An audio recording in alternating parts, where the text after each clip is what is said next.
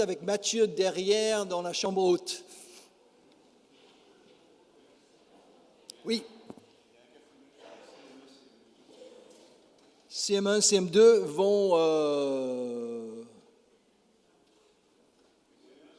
Oui, CM1, CM2, vous allez partir là, de ce côté, donc avec Stéphane et François dans une chambre en haut, la première chambre en haut. Très bien. Désolé de vous oublier. Quelle organisation, hein, quand même.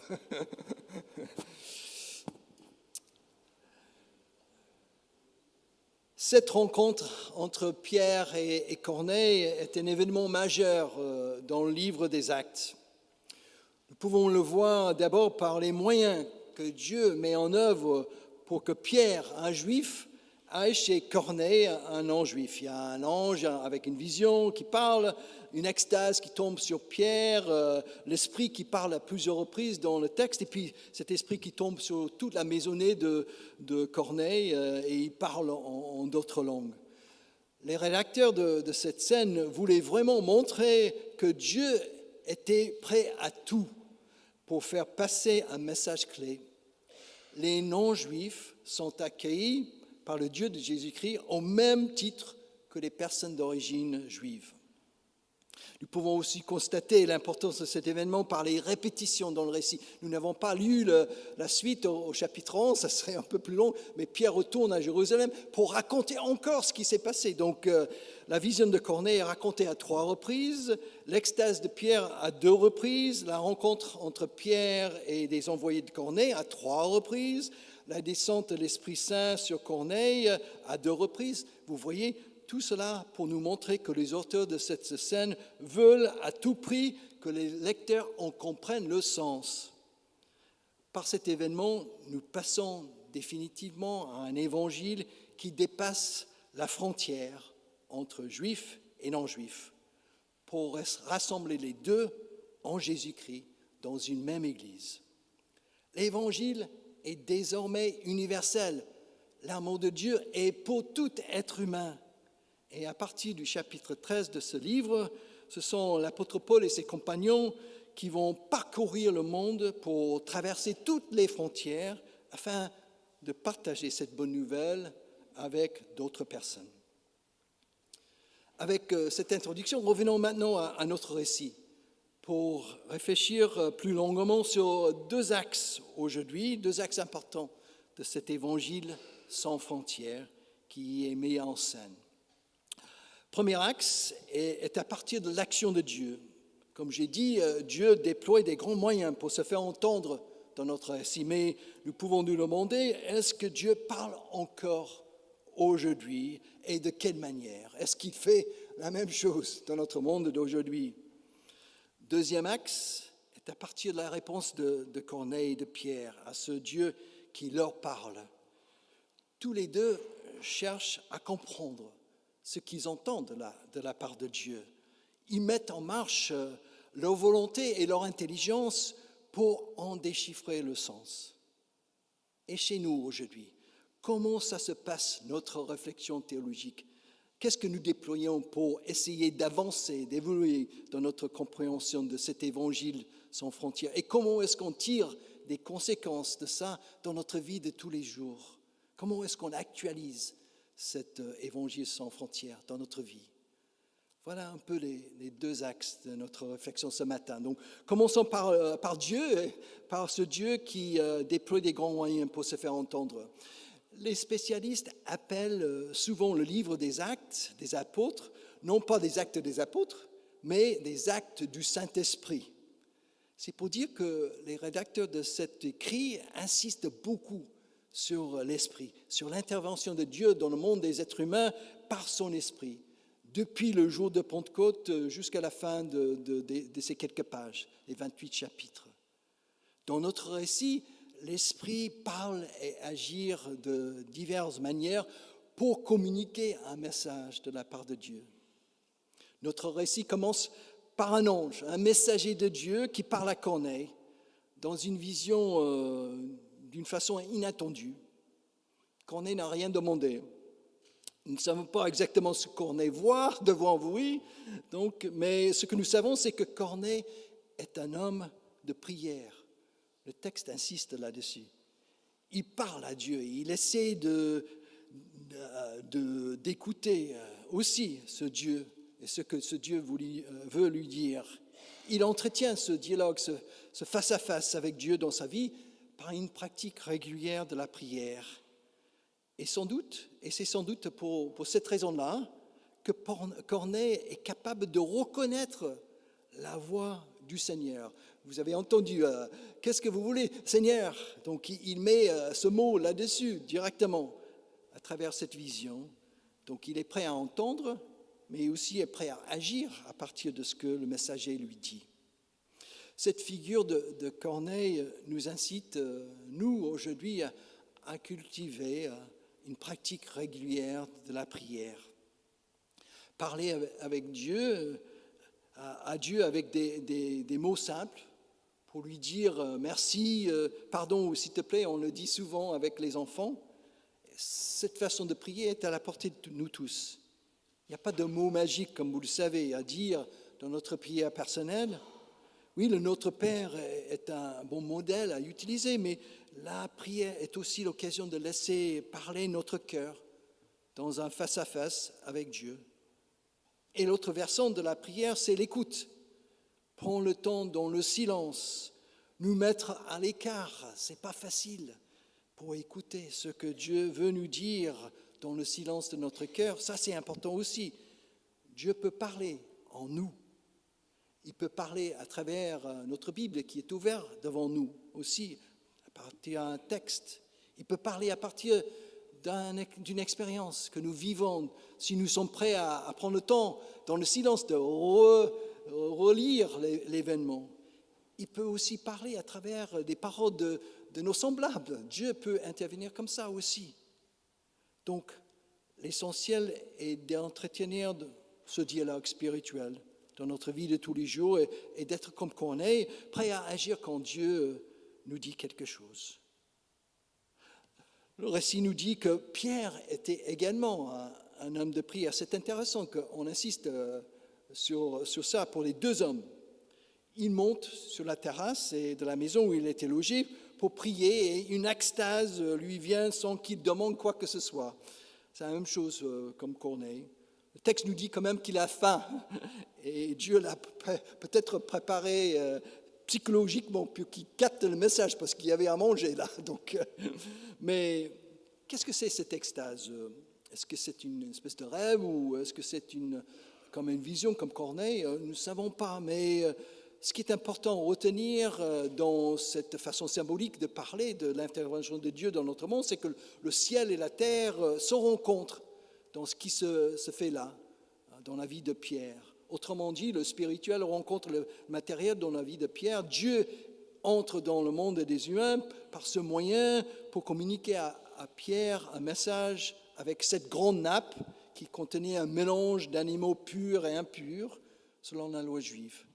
Il a fallu une voix qui dit à 3 reprises, voilà le chiffre 3, très symbolique là. Donc avec Pierre, il a renié 3 fois aussi, donc encore une voix à 3 reprises, hein. Allez Pierre, tue et mange. Il a fallu à 3 reprises que Pierre commence à comprendre le sens symbolique de cette vision et le fait que Dieu ne considère personne comme impur. Cette figure de Pierre nous révèle aussi un autre aspect important de la prière. Nous pouvons débattre avec Dieu dans notre prière. Nous pouvons dire nos réticences, nos questions, nos convictions devant lui. Nous pouvons dire nos arguments pour et contre dans un dialogue ouvert avec lui. Nous ne sommes pas obligés de mettre notre cerveau dans le placard quelque part lorsque nous prions. Donc, nous pouvons réfléchir dans notre prière. Pierre, dans notre texte, reste campé sur ses convictions, sur ses croyances. Jamais, Seigneur, je ne ferai ça, car de ma vie, rien d'impur n'est entré dans ma bouche. Voilà ce que dit Pierre. Il est campé là sur sa position et la prière est la possibilité de faire un cheminement qui nous fait évoluer dans notre façon de voir une question, dans notre façon de croire, dans notre façon de voir une situation dans notre vie, dans nos croyances. La prière est l'espace où nous sommes transformés petit à petit. Ce n'est pas forcément des réponses qu'on cherche, mais c'est plutôt la transformation de notre vie dans la prière, dans un dialogue sincère et honnête avec Dieu. La prière peut être aussi un lieu de contestation, d'obstination, de ténacité dans notre vie aussi. Dans cette première partie où nous insistons sur Dieu qui déploie des moyens, pour se faire entendre, il faut aussi dire un mot sur ce qui signe et valide cette rencontre pour Pierre et ses compagnons juifs qui sont venus chez Corneille ce jour-là. Vous avez entendu, après la prédication de Pierre, il nous est dit que l'Esprit est tombé sur tous ceux qui étaient en train d'écouter la parole et qu'ils parlaient en d'autres langues pour dire des merveilles de Dieu, pour célébrer la grandeur de Dieu. Avec cette manifestation de l'Esprit dans ce texte-là, les rédacteurs de ce récit veulent nous amener au jour de la Pentecôte. C'est le même vocabulaire qui est utilisé dans le chapitre 2 de ce livre où tout a commencé, le jour de la Pentecôte, où l'Esprit tombe sur tous les disciples juifs rassemblés dans cette pièce. C'est une espèce de Pentecôte saison 2 là, que nous avons mis en scène dans ce texte-là. C'est très clair.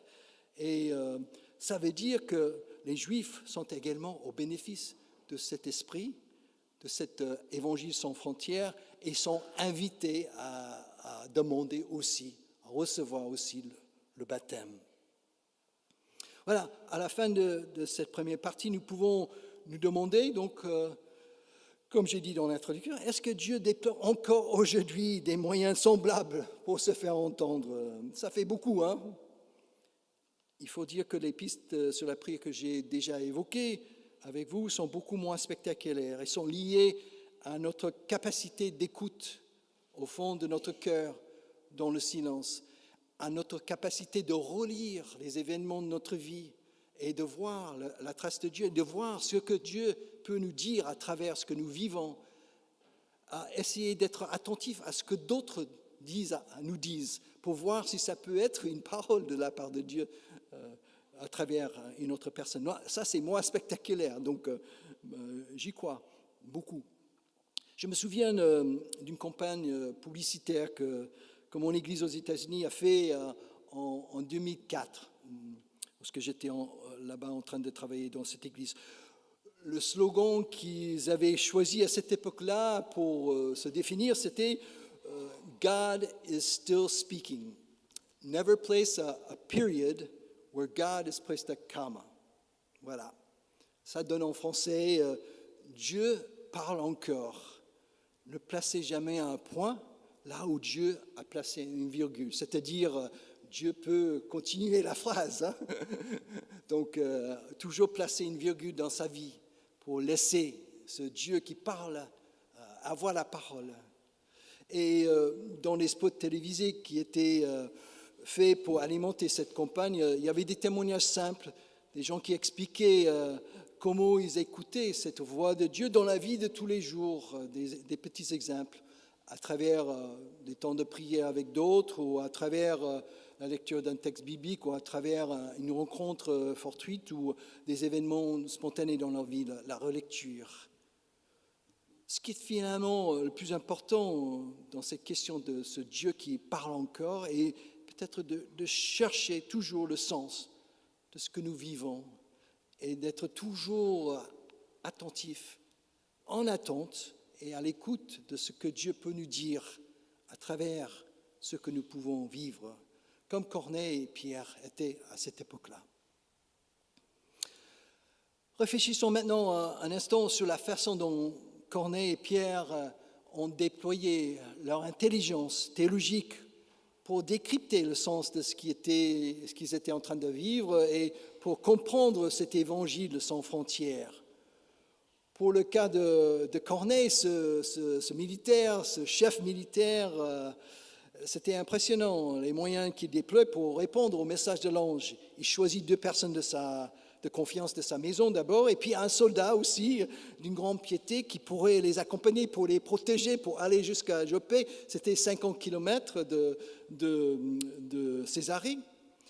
Et quand Pierre arrive chez lui, il exprime clairement devant lui la raison pour laquelle il a fait venir, et il conclut en disant « Nous voici tous devant toi pour écouter ce que le Seigneur t'a chargé de nous dire. » Dans ces quelques détails du récit, nous ressentons de ce chef militaire qui a l'habitude de donner des ordres, nous ressentons une grande humilité et une grande soif d'apprendre.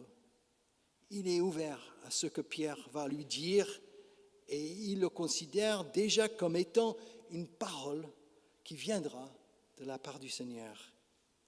Il va enfin avoir des réponses à sa quête spirituelle qu'il mène fidèlement depuis bien des années. Dieu va finalement répondre à ses prières par l'intermédiaire de Pierre. Il y a un aboutissement.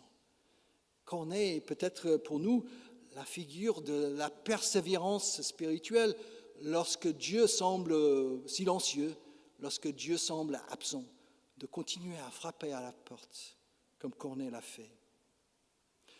Dans le cas de Pierre, le texte insiste à plusieurs reprises sur le fait que Pierre réfléchit. Il cherche activement ce qui pourrait signifier cette vision, cette nappe avec tous ces animaux. Il en est préoccupé, il réfléchit, ça tourne dans sa tête pour en trouver le sens.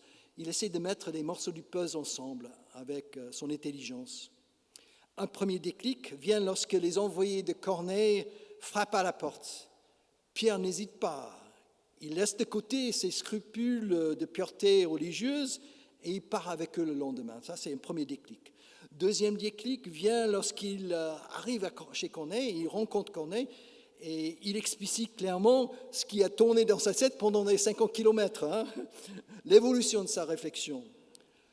Qu'est-ce qu'il dit ? La loi de Moïse dit que c'est un crime pour un juif d'avoir des relations suivies avec un étranger. Ça, c'est la loi juive. Mais Dieu m'a fait comprendre qu'il ne fallait déclarer impur aucun être humain.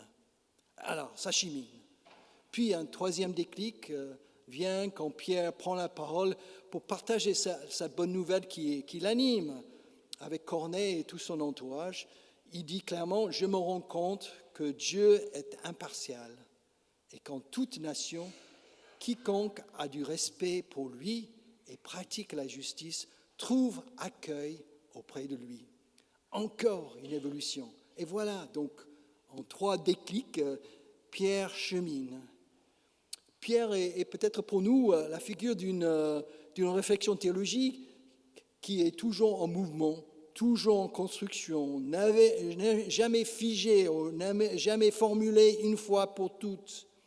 Aujourd'hui, nous pouvons dire ceci sur Dieu avec ces mots-là, mais peut-être après un temps de cheminement, nous pouvons choisir d'autres mots pour dire d'autres choses sur ce Dieu. La foi, c'est une marche, c'est une évolution, c'est une réflexion toujours en construction. C'est jamais figé dans un système. Pour terminer, il faut dire quand même un mot sur cet évangile sans frontières mis en scène dans ce récit, pour essayer de voir un peu les conséquences pour nous. Nous y sommes très attachés et nous sommes invités à le conjuguer dans notre monde d'aujourd'hui.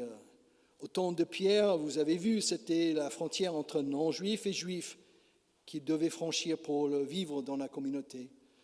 Quelles sont les frontières que nous avons à franchir aujourd'hui dans notre vie d'église, dans notre vie dans la société?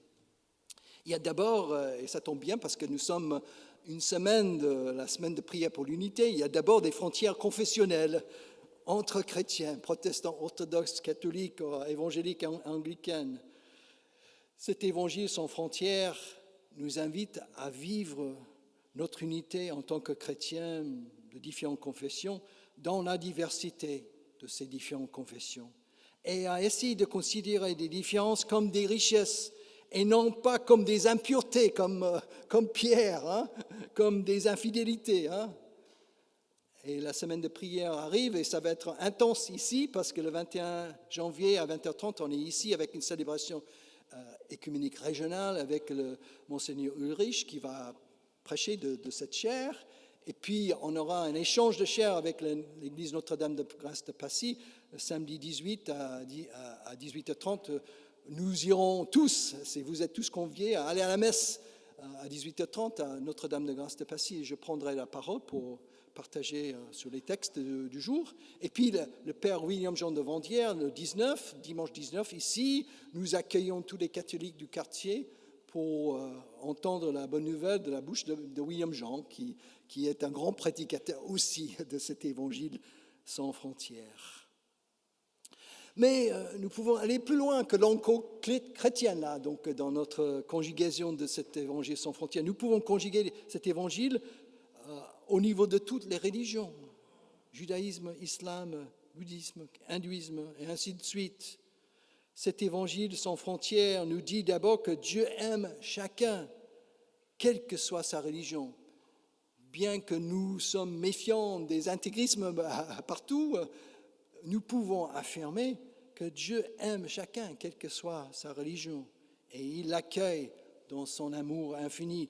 Nous ne savons pas comment, nous n'avons pas tous les détails de cet accueil, mais comme Pierre, nous sommes peut-être prêts à dire que tout être humain dans le monde qui reconnaît le Dieu unique, reconnaît qu'il y a un respect pour un Dieu ou des dieux et qui fait ce qui est juste. C'était les deux axes dans ce que Pierre nous a dit, qui reconnaît quelque chose qui leur dépasse et qui fait ce qui est juste dans la vie avec les autres semblables.